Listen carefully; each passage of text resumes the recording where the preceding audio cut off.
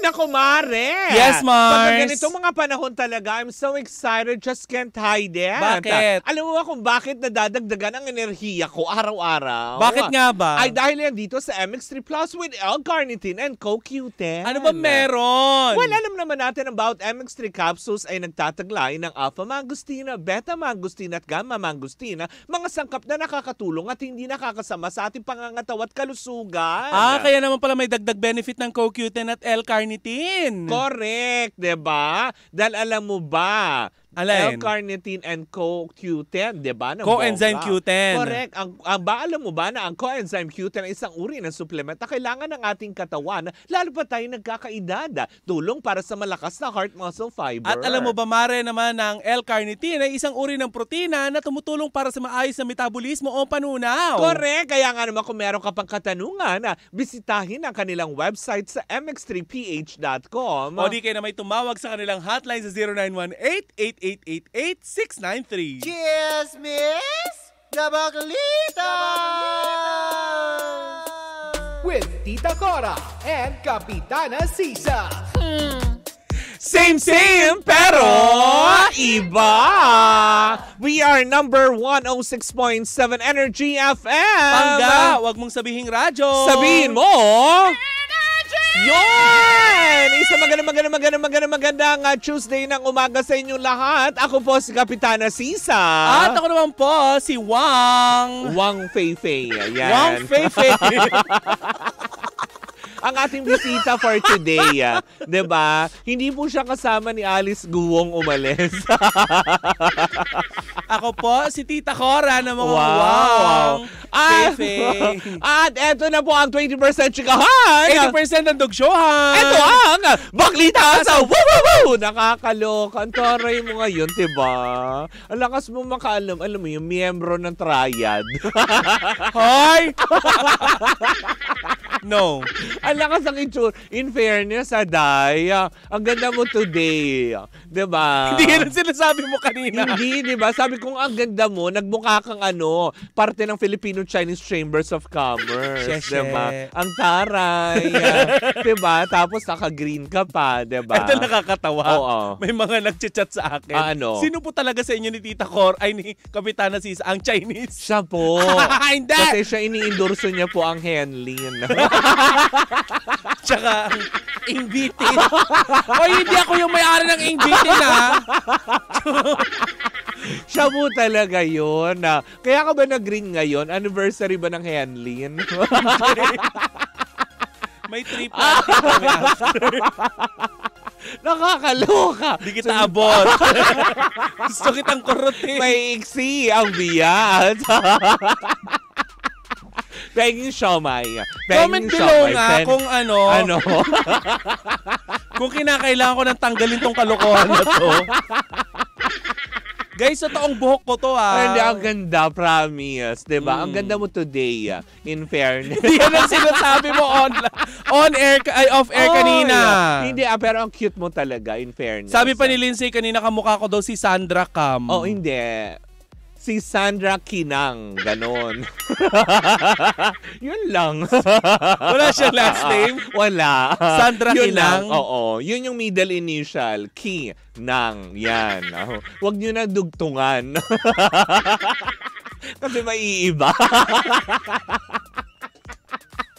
But anyways, ako, eto, hindi kikinang, diba? Wala siyang apelyido? Wala. Middle initial na yung ki, last name yung nang, diba? Sabi ni Princess May Pimentel, wag, ganda nga, Tita Cora, bagay sa'yo. Tamo. Salamat. Diba? Hello pa rin po sa inyong lahat. Miana. Parang bloated daw na nanay ni Goku, sabi. Hindi siya bubuga ng apoy. Hoy, hindi rin ako si Yobab. Sigilan yun. Ang taray. O, hindi ka talaga si Yobab. Dahil pambansang akab ka nga, diba? Hindi abot. Pero eto na, mukhang hindi kikinang. Ano Chinese? Ano chismis? Anong ang Chinese? Ang tawag doon, puy-puy, ganon. O, diba? Sa mga Chinoy nating mga nanonood ngayon. Ano yung puy-puy? Oo, yun. Sabihin nyo kay Tita Cora, puy-puy, ganon. Ay, bakit parang hindi maganda pakinggan? Hindi Parang parang ang bantot. Hindi mabantot yun. Apoy-puy. Oo, diba? Paki-google nga, ano ibig sabihin ng apoy-puy? Eto na, hindi rin magiging apoy-puy at hindi rin kikinang. Dahil magpapaalam, di umano, Mare. Sino? Sa show niya daw, ha. Chismis natin nasagap, mukha daw yatang pansamantalang magre-resign na muna di umano si Luis Manzano sa kanyang current show na Rainbow Rumble sa ABS-CBN at sa iba pang mga shows na kanyang kinabibilangan, Mare. Dahil sa di umano na balita, wala pa namang confirmation pero malalaman natin yan by next week pag pumasok ng Oktubre, dahil napapabalita daw pala na tatakbo ito sa hindi sa fun run, sa politika bilang parang yatang opisyales ng Batangas. Also siya ang siya diba? ang Hindi alam kung nanay magme-mayor niya. o kung mag-governor. Wala pa tayong nakuhang klarifikasyon. Pero ang nabalita pa lang na nasagap natin, di umano, diba? Na parang tatakbo yata si Luis Manzano kaya pansamantala niya munang iiwan, diba? Kailangan niya mag-resign. Kasi nga, diba, mahigpit na pinabawal. Kung totoo man natatakbo siya para maglingkod sa lalawigan or sa bayan ng Batangas, diba? Wala namang masama doon dahil syempre it runs to the family blood na yung nanay niya ilang terms na nagsilbi sa bayan ng sa lalawigan ng Batangas. Mari, kaya pala nung nakaraan parang may mga nachichismis na nachichika sa atin na parang bumababa nga itong si Luis Manzano para makipag-usap, naglilibot-libot sa Batangas. Correct, 'di ba? Na yun pala daw kasi nga daw may plano pala itong pasukin ang pagpa-public service. Wala namang masama doon, 'di ba? Pero Mare, ang tanong diyan, sinong papalit? Well, baka si Negi, ganyan. Pansama. Hindi kasi kagabi, nanonood ako Pero happy ako kung si Negi. Oo, diba? Kasi mabibigyan ng mga pagkakataon ng spotlight yung ibang talagang magagaling, Yes. diba? Kaya naman nila Negi yan diba? Pero feeling ko baka si Ruby Domingo. Feeling ko Kasi rin. sa hosting, Kasi level. Oo. Kumbaga entry level. kung nandyan si Billy Crawford, maaring si Billy. diba? Paso wala na si Billy sa kapamilya. Nasa siya, nasa The Voice, diba? Oo. Kasama nila Julian San Jose, Nela Stel, tsaka si Pablo ba yun? Si Yes. Pablo. Diba? So hindi siya pa pwedeng, actually, malay naman natin, 'di ba? Kasi 'di ba nagko-crossover naman na ang mga shows, 'di ba? Hahalili siya kay Lulu Boy. Oo, 'di ba? Sino si Lulu Boy? Yun ang tawag niya kay kay Billy. Kay Lulu. Luis. Lulu Boy. Ano sa kanya? Lulu Melo. Lele. Lele. 'Di ba? Lulu. Lulu Ay, Boy. hindi. Lulu Boy. Hello sa mga parang ang sarap pakinggan nun, Lulu Boy, gano'n. Hindi magugustuhan niya ng ating mga kababayan sa Kabisayaan. Diba? Masasarapan sila. Oo. Pagka endearment, 'di ba, yung mga pangga, ganyan ang tawag. 'Di ba? Baka terms of endearment lang nila 'yon. Tapos di eto na nga, Mare, yan daw na nasagap natin. Pero ilang mga taga-suporta nga ni Luis Manzano ang naging masaya nga sa balitang ito kung totoo man na siya nga ay maglilingkod sa Batangas. Walang masama kasi nga, 'di ba? Alam naman natin na kahit naman nawala sa politics way back pa, nakikita naman din na sumasama siya sa kanyang ina na lumilibot din sa Batangas para magbigay ng serbisyo sa kanilang mga kababayan, 'di ba? Hindi kaya chismis lang din ito, Mare. Kasi may mga nasagap din tayong balita na yung kapatid niya, yung si Christian? Hindi, may kapatid si yung kapatid niya kay Si Christian Senator yun. Ralph Oo Recto. nga. Christian din yung pangalan nun. Yung kapatid ni Comment down below. Kapatid diba? ni Luis Manzano, parang nasa linya din kung saan na baka magpolitika. Pwede magkonsehal o di kaya baka, alam mo yun, siguro simulan muna, hindi natin alam, pala desisyon ako, diba? Si Christian yun diba? Pakitingin nga, be, yung anak nga, para makasiguro dahil baka i-bash na naman tayo. Na nagpapangalan na naman tayo ng iba. O kaya si Junjun. Ang alam ko, baka si Val. Si Val na walang malay.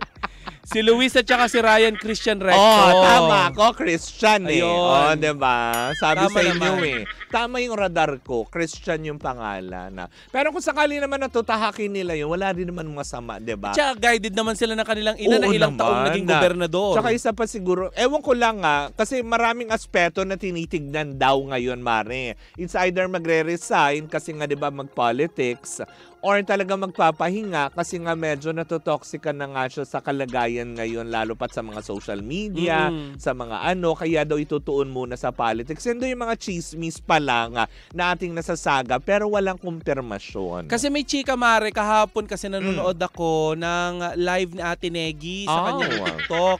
At natanong siya doon kung kailan nga siya makikita ulit sa sa television? Hindi, sa Rainbow Rumble. Ang sabi niya doon sa sa nag-comment doon ay daw, may time daw na nag-shoot sila tapos good for parang isang buwan na yung sinushoot. Ganun siya. Baka nga para dito yan. So maaring baka nga may pinaghahandaan nga sila na matagal na magli-leave itong diba? Si Luis Manzano. Kasi syempre may mga window period yan Pondo. Diba? Pondo para dun sa show. Pero once kasi nag-file ka na for your candidacy, may window period yan na hindi ka pwedeng lumabas sa telebisyon, sa radyo, sa kung ano, not unless magbigay na ng hudyat ang COMELEC na bibigyan ng bawat kandidato para pwede kayong lumutang sa... Hindi sa Pasig River. Hindi sa Pasig River, syempre. Hindi sila magiging diaper. Hindi ka magiging water lily. Diba? Lumutang sa mga telebisyon, sa guesting, sa kung anumang platform. Kasi may certain hours required lang ang bawat kandidato. Diba? Pero syempre, diba, to Luis Manzano, hangad din naman namin. Natawa ko doon sa luluto. Sa Pasig River. Hindi naman, magpapakita. Water Grabe. lily. Diba? So yun na nga, as in talagang masaya naman din tayo if ever na ipopursue nga niya yung kanyang political career. Kasi na-pursue na niya at naging matagumpay naman siya sa pagiging artista niya, sa pagiging negosyante niya, number 2, sa pagiging ama niya at asawa, diba? Napatunayan na niya yan. Ngayon siguro ito yung gusto niyang i-fulfill, yung magserbisyo sa publiko, diba? At sana hindi yung kagaya ng iba na pupunta sa posisyon kasi alam mo yon, may personal agenda na iniisip, dyan ako yayaman, gano'n. Hindi, wala. Hindi pala bigasan ang pondo ng ating bayan, diba? Dapat ang pera ng bayan ay nagsisilbi sa mga tao. Truth, dapat ibalik diba? Ibalik natin sa kanila. Lalo pa dun sa mga nagbabayad ng buwis. Correct. Diba? Paramdam nyo naman po sa amin yun. Ito lang, Mare. Sa mga artista na nais pasukin ang mundo ng politika. Ay, akala ko anong papasukin. Diba? Oo. Ikaw ba? Gusto mo bang may pasukin? Ganon? Matumal. Matumal dahil tag-araw nitong mga nakaraang araw. Hindi Bumbayar. Hindi ka magbubayar. Yun nga, pagkakataon na rin nila ito upang nang sa ganun, maprotektahan ang tanging industriya, nag-ingat sila sa kanila ng ilang taon. Wow. Kasi kung matatandaan natin, Mare, naging tanong kay Senator Jinggoy na alam na niya pala na may mga ganyang mga pangyayari dati, yung nangyari kay Sandro Mulaka. Pero parang hindi nagkaroon ng chance upang maipaglaban. Correct. Diba yung karapatan ng ibang artista? Tama, diba? Sana man lang dun sa mga artista, ng mga nasa showbiz, diba? Kung talagang public service ang ang inyong kumagahangad para sa mga tao, unahin nyo muna yung kapakanan nyo bilang mga artista na dapat may mabago sa kalakaran, sa mga kung ano man, na mga na alam nyo namang, imposible hindi nyo naman naririnig yung mga ganyang bagay. I'm not saying to, specific ito kay Luis, hindi sa ibang mga artista. Sa iba pang artista na nais pasukin ng politika. Na proteksyonan nyo yung mga kapwa nyo actors and actresses. Yung mga karapatan nyo na dapat ninyo inyong pangalagaan. Kaya kayo papasok sa ganyan kasi para may nais nyo maisumite ka. magsilbi. Oo, nakakaloka. Tsaka Mare, ilagay po niya na sana natin sa ating isipan na kaya tayo naging public servant, hindi para maging boss, kundi para pagsilbihan po ang mga taong bayan. Diba? Kaya nga naman to Luis Manzano, hangad namin ang iyong tagumpay para sa ikabubuti palalo at sa ikagaganda ng Batangas. Diba? Kaya nga naman mga pangga, sa aming pagbabalik ka. Hindi ka naman galit. Hindi. Diba? I'm so happy. Diba? Sa aming pagbabalik ka, mukbang ng siomay. Hindi! Ang aming gagawin. Hindi pa ngayon yung anniversary namin. Hoy, hindi nyo ako makikita dyan sa Colon House sa West Avenue, ha? Tigil-tigilan nyo. Baka hinahanap nyo. Hindi ako yung may-ari. Wala naman mga bangga ako bumuli si Kapitana Sisa. At hindi rin po ako ang may-ari ng Mamon Look. Ako po si Tita Cora. And we are still same pero iba. Tuloy-tuloy pa rin po ang ating tugtugan. Siyempre dito po lamang yan sa number 106.7 Energy FM. Pagka wag mong sabihin radyo. Sabihin mo.